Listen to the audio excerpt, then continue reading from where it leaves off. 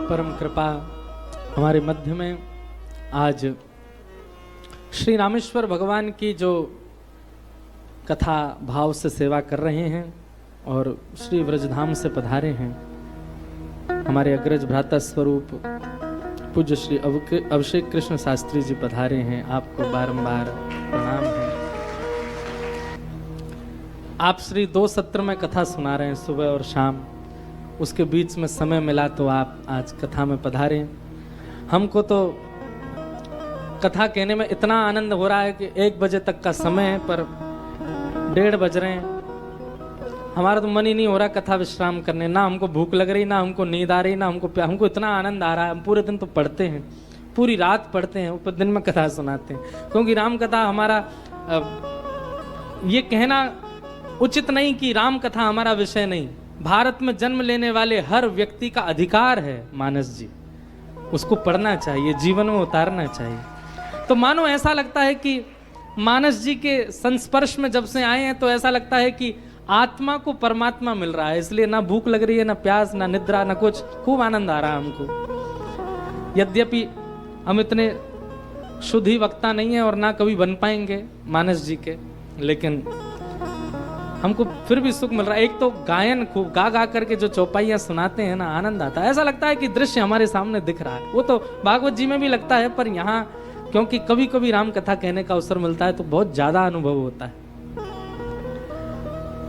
राम नाम शिव सुमिरन लागे, जाने सती जगतपति जागे। वो ही जागृत अवस्था में है जिसके मुख से राम नाम निकलता हो।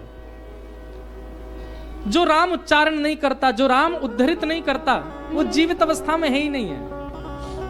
इसलिए राम,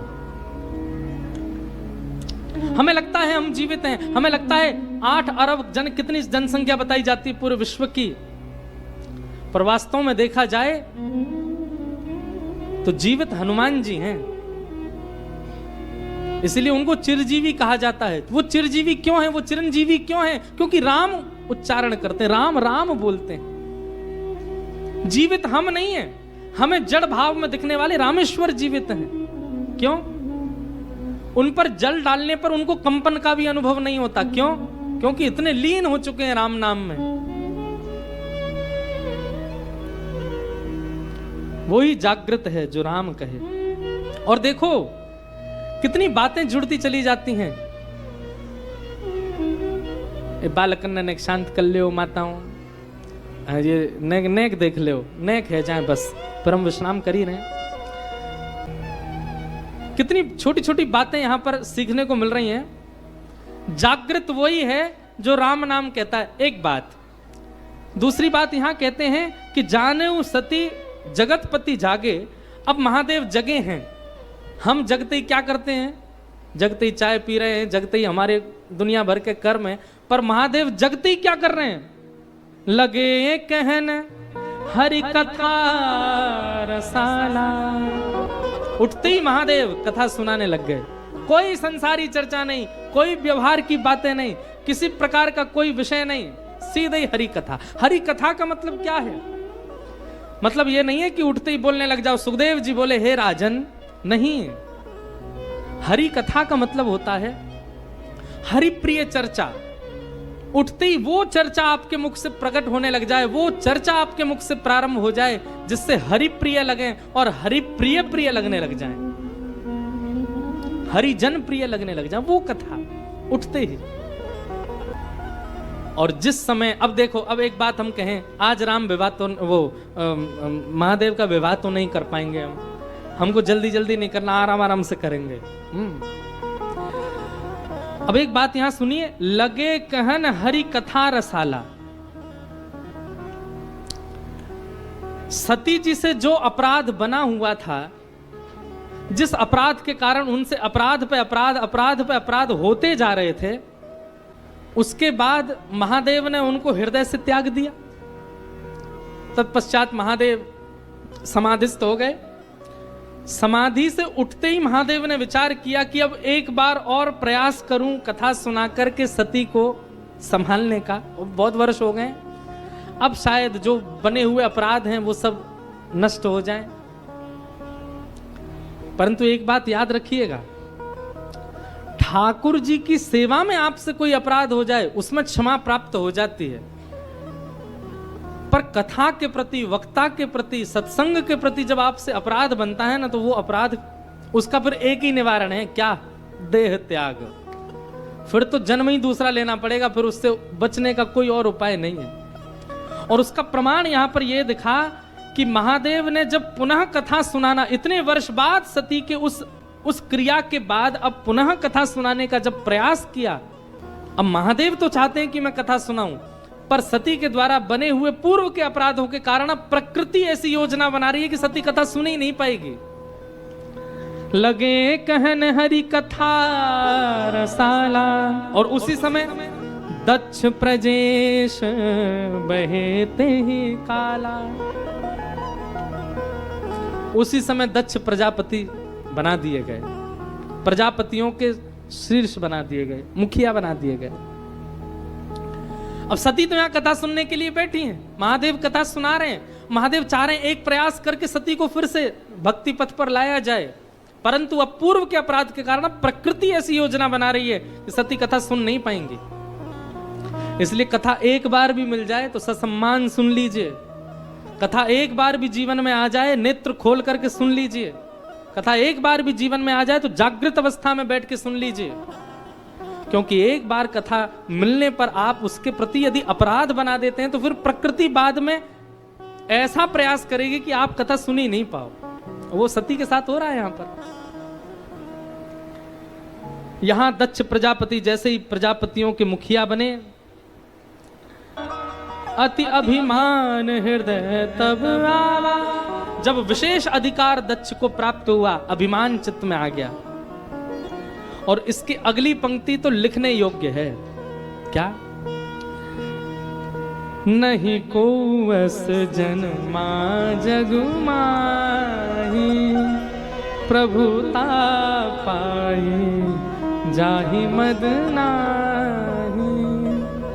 इस संसार में ऐसा कोई जन्मा ही नहीं है जिसको प्रभुता मिलने पर अहंकार ना हुआ हो, जिसको प्रभुता मिलने पर अभिमान ना हुआ। दक्ष प्रजापति को अभिमान होने लगा एक श्रेष्ठता प्राप्त होने के बाद। महादेव यहां कथा सुना रहे थे और तभी व्योम विमान उसी मार्ग से ऊपर से जा रहे थे। सती ने महादेव से पूछा कि ये विमान कहां से आ रहे हैं, कहां को जा रहे हैं? महादेव ने सब बताया। बोले देवी, ये सब तुम्हारे पिताजी के यज्ञ में जा रहे हैं, सब देवता जा रहे हैं अपनी पत्नियों के साथ, आदि आदि सब भाव बताए, सब तुम्हारे पिता के यहाँ यज्ञ में जा रहे हैं, और वह यज्ञ मुझे अपमान करने के लिए किया जा रहा है। पूरी घटना बताई, आप सबको पता ही है कि दक्ष प्रजापति के सभा में आते सब खड़े हुए, लेकिन विष्णु तो आए ही नहीं थे, ब्रह्मा जी खड़े नहीं हुए क्योंकि ब्रह्मा तो पिता हैं, और महादेव भी खड़े नहीं हुए। क्यों? चिदानंद रूप शिवोहम शिवोहम, वो अहम शून्य हैं। उनको जब राग की इच्छा नहीं है तो उनके भीतर ममत्व भी नहीं है, द्वेष भी नहीं है, और राग द्वेष से विमुख व्यक्ति सम्मान करना जानता नहीं है, उसका स्वभाव ही नहीं होता है। जब महादेव को खड़ा नहीं देखा तो दक्ष प्रजापति उपहास करने लगा, और उस उपहास को देख करके नंदी आदि क्रोधित हो गए, क्रोधित होकर के बोलने लगे, अरे इतना मैं करता, अपने ऊपर अहंकार करता है, तुझे तो बकरा बन जाना चाहिए, तू मानव क्यों बन गया? महादेव अपनी सभी सभा, अपने लोगों को लेकर के वहां से चले गए। सब बातें आज महादेव सती को बता रहे हैं। बोले तब से ही तुम्हारे पिताजी हमसे चिढ़ते हैं, और आज एक बहुत बड़ा यज्ञ कर रहे हैं, उस यज्ञ में भी हमको स्थान नहीं दिया है। और ये सारे विमान यहां होकर के इसलिए भेजे जा रहे हैं ताकि मेरे मन में और तुम्हारे मन में ऐसी भावना आए कि देखो यज्ञ हो रहा है, सब बुलाए, तुमको नहीं बुलाया गया है। मैं एक बात कथा में कहा करता हूं बंधुओं, जो अमृत पान करते हैं उनको देव कहा जाता है, और जो विष पान करते हैं उनको महादेव कहा जाता है। अमृत, पहले ही टप टप टप टप कर देते, सुनो तो सही, ये अमृत और विष है क्या? संसार में मिलने वाला बहु सम्मान यही अमृत है, और उस सम्मान के प्रति जो तुरंत प्रस्तुत हो जाता है वो देव है। लेकिन संसार से मिलने वाला अपमान, उस अपमान को भी जो ग्रहण करके कंठ में धारण कर ले, वो अपमान रूपी विष को जो धारण करे, वो देव नहीं, वो महादेव है।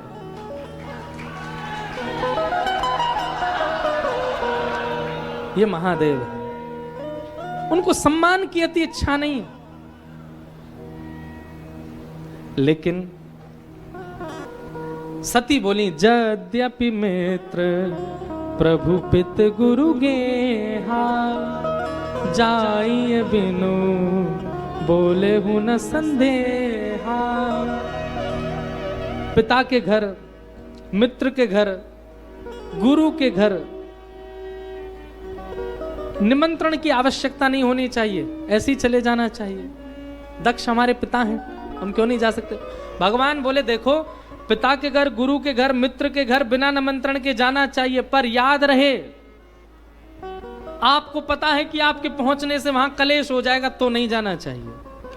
आपको पता है कि आपकी उपस्थिति से वहां काम बिगड़ेंगे तो फिर जबरदस्ती इस चौपाई को गा करके जाना नहीं चाहिए वहां पर। कई बार गुरु के यहां उपस्थित होना अनावश्यक है तो मत जाओ। मित्र के यहां जाने से पता है झगड़ा हो जाएगा तो मत जाओ। पिता के यहां जाने से भी कुछ ऐसा अनीत हो जाएगा तो नहीं जाना चाहिए। पर सती को अब कौन समझाए? बंधुओं, सती की बात सुनकर के भगवान बोले, भांति अनेक शंभु समझावा, भावी वश न ज्ञान और आवा।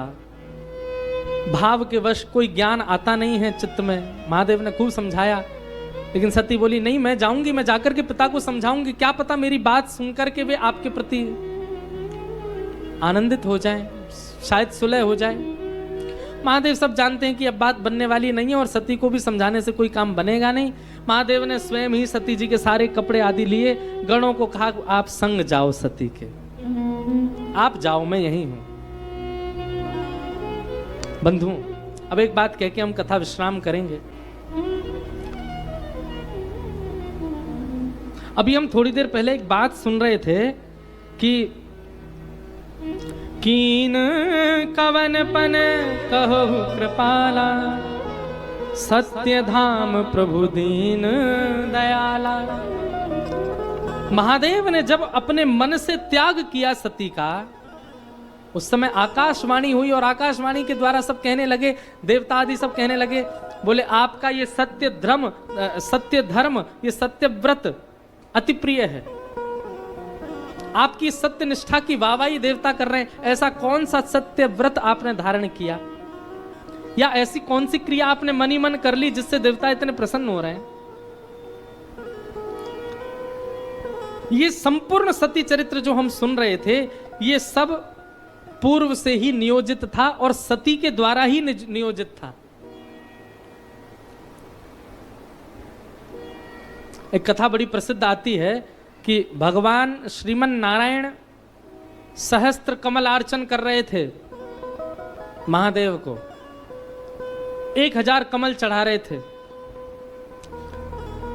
1000 पूरे होने में 2-4 ही बचे थे, तभी महादेव ने एक लीला की, एक कमल उसमें से अंतर ध्यान कर दिया। 999 कमल चढ़े, और जैसे ही 999 कमल चढ़े तो भगवान श्रीमन नारायण इतने व्याकुल हो गए, बोले मेरी अर्चना अधूरी रह जाएगी, 1000 कमल चढ़ाने और ये 999 ही रह गए, अब क्या करें, एक कमल कहां से लाए जाएं, अर्चना तो पूरी करनी है। तभी ठाकुर जी क्या करने लगे, भगवान ने मन में विचार किया कि मेरे पूरे अंग को कमल कहा जाता है, मेरे नेत्र कमल है, हस्त कमल है, चरण कमल है, मेरा पूरा वपुः कमल है। तुरंत ठाकुर जी अपना नेत्र चढ़ाने लगे। महादेव प्रकट हो गए, बोले भगवान ये क्या कर रहे हैं? बोले मेरी कमलार्चन में एक कमल कम पड़ रहा है। अब भक्त जन, वेद जन सब मेरे पूरे सर्वांगीण अंग को कमल बताते हैं, तो मैंने विचार किया कि हाथ चढ़ा दूंगा, हाथ भी कमल हैं, तो फिर अर्चना कैसे करूंगा? चरण चढ़ा दूंगा तो प्रदक्षिणा कैसे करूंगा? किसी अन्य भाव को चढ़ा दूंगा तो फिर सेवा में कोई ना कोई त्रुटि हो जाएगी। लेकिन नेत्र 2 हैं, इन 2 में से एक नेत्र यदि आपके चरणों में अर्पित कर दिया जाए तो नेत्र कमल के रूप हैं वेदों की माने तो, तो एक कमल पूर्ण हो जाएगा और मेरी जो अर्चना है वो पूर्ण हो जाएगी। जैसे ही ये बात भगवान ने कही, देवता वहीं प्रकट हो गए, गंधर्व डुमडुमियां बजाने लगे, आकाश मार्ग में सब देवता जय जयकार करने लगे और सब कहने लगे महादेव के प्रति नारायण की जैसी भक्ति है, ऐसी भक्ति किसी की नहीं हो सकती। भगवान की भक्ति का सब लोग प्रशंसा करने लगे, भगवान की भक्ति की जय जयकार करने लगे। क्यों? क्योंकि भगवान महादेव की भक्ति में अपने अंग को चढ़ाने के लिए तैयार हो गए। महादेव उस दिन प्रसन्न नहीं थे, सब प्रसन्न हैं पर महादेव प्रसन्न नहीं है। क्यों? उनके मन में एक प्रतिस्पर्धा का भाव आ गया। बोले ठाकुर जी मुझसे आगे निकल गए भक्ति में, ये मेरे इतने बड़े भक्त हो गए और मैं पीछे रह गया। बात तो तब बनती जब देवता इस बात पर भी प्रसन्नता जाहिर करते कि मैं भी इनका बहुत बड़ा भक्त हूं, मुझसे बड़ा भक्त कोई नहीं है। ये बात यदि कहते तो मेरे मन को शांति मिलती, परंतु ठाकुर जी मुझसे आगे निकल गए, मैं पीछे रह गया भक्ति में। ये एक प्रेम भरी प्रतिस्पर्धा आ गई महादेव के मन में। अब महादेव शांति रहते हैं, वैसे भी शांत रहते हैं, पर बहुत ही शांत हो गए, प्रशांत हो गए। कुछ बोलते नहीं, कुछ कहते नहीं, कभी हंसते नहीं, कभी कुछ करते नहीं, बस नेत्रों से अविरल अश्रुधार गिरती रहती है, भाव निमग्न। सती इस रूप को देखती थी। सती ने कई बार प्रयास किया महादेव से पूछने का, पर महादेव अपना क्षोभ कैसे बताएं सती को। तब एक दिन सती को यह देखा नहीं गया कि महादेव इतने विरह में रहते हैं। तुरंत नारायण के पास गई, बोले देखिए ये तो विश्वव्यापक बात है कि महादेव के सबसे बड़े उपासक आप हैं, देवताओं ने भी आपकी इस बात पर मोहर की। मैं आपसे पूछना चाहती हूँ, मेरे प्राणनाथ आजकल बहुत उदास रहते हैं, बहुत विरह में रहते हैं, बहुत शांत रहते हैं, प्रशांत रहते हैं, इसके पीछे कारण क्या है? ठाकुर जी बोले और कोई कारण नहीं है, जब से देवताओं ने हमको सबसे बड़ा भक्त बता दिया, क्योंकि हमने अपना अंग ही अर्पित कर दिया उनके चरणों में, तब से महादेव के मन में ये बात आ गई है कि हम ज्यादा बड़े भक्त हो गए और वो छोटे रह गए हमसे। उनको इस बात का कष्ट है कि मैं बड़ा भक्त क्यों बन गया, वो क्यों नहीं बने, और मुझसे श्रेष्ठ भक्त वो बन जाएं, इसकी पीड़ा में वो रहते हैं। अब मैं तो नेत्र अर्पित कर चुका हूं। महादेव मन में विचार करते हैं अंग अर्पित करूंगा तो देखी दिखाई बात मानी जाएगी कि ओहो नारायण ने किया तो उनकी देखा देखी इन्होंने भी कर दिया। अपनी प्रिय कौन सी वस्तु अर्पित करूं, इसी चिंता में वो रहते हैं। सती ने मन में विचार किया, महादेव की सबसे प्रिय मैं हूं, महादेव की सबसे प्रिय मैं हूं। यदि आपकी भक्ति के लिए वो मेरा त्याग कर दें तो कहीं ना कहीं आपसे भी श्रेष्ठ भक्त वो हो जाएंगे और महादेव प्रसन्न हो जाएंगे। और यदि इस योजना को हम सफल करा दें तो मेरे प्राणनाथ सदा के लिए प्रसन्न रहेंगे। महादेव की प्राण प्रिया, महादेव की सदा हृदय में निवास करने वाली सती ने जानबूझ करके ये लीला की ताकि महादेव उनका त्याग करें और उनके त्याग से स्वयं भगवान प्रकट होकर के इस बात पर मोहर लगा दें कि हे महादेव आपसे बड़ी भक्ति किसी की नहीं।